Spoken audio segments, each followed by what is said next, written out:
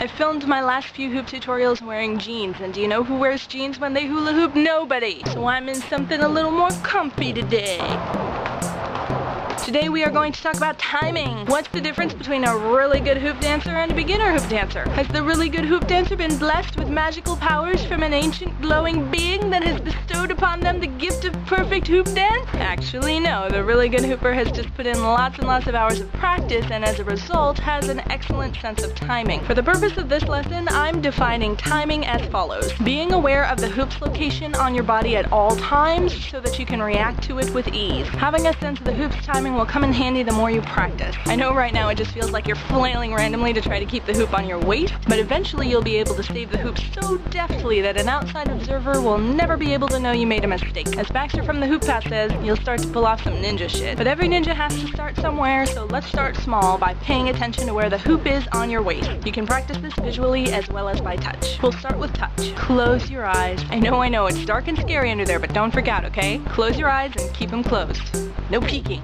Go ahead and start hooping. Focus on your belly. Notice the hoop crossing over your belly and pay attention to how it feels. Do that for about a minute or so, then switch your attention to your back. Again, pay attention to the feeling of the hoop crossing over your back. What are your muscles doing? Notice small movements. Repeat this process on each of your sides as well. If you're feeling particularly overachieving, you can pick random spots in between those 4 cardinal points and see how small your point of focus can become. Now move your focus to the whole line that the hoop is creating around your waist. Feel every point of that line connecting as it moves around and around. And don't forget to try this in the opposite direction. Okay, open your eyes. Let's move on to something a little more visually compelling, shall we? We're gonna get your arms involved and give them something more to do than dangling awkwardly like a hula hooping T-Rex. By the way, that is a real term in the hooping world. T-Rexin. So anyway, get your hoop going. I know I told you in previous videos not to look at your hoop, but go ahead and sneak a peek at it now. Just keep your back as straight as possible. Do you see how when the hoop crosses your back, it creates an opening in front of you? Stick your hand in that space. Go ahead, try it. Whichever side your hoop is spinning toward, that's the hand you want to start with. It'll be easier, trust me. Take that hand and dip it in the open space. At first, you might get just half a second of hand in hoop time. You'll probably smack the hoop a lot too. That's okay. You may notice as you're attempting this that the space you're sticking your hand into is constantly moving. So it would follow that if you sweep your hand in the direction the hoop is moving, you can keep it in for longer. Try it. Of course, you'll want to attempt it with the other hand as well. It's going to be trickier since you won't be able to see the space forming behind you. But remember when we closed our eyes and focused on our bellies?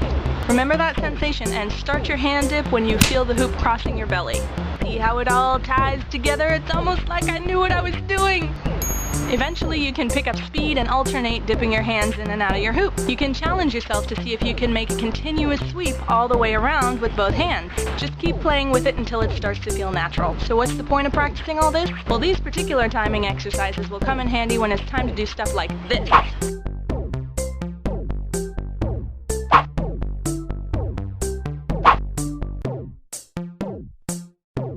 But we'll get there.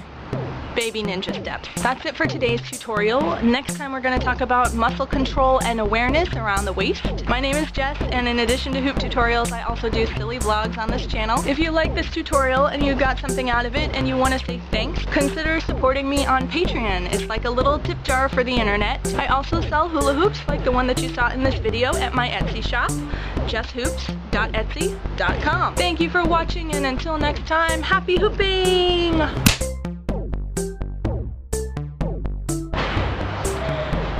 There are people making loud noises and banging in the yard over there. We're just gonna have to deal with it. So it would follow that if you sweep your hand in the direction the hoop is moving, power tools!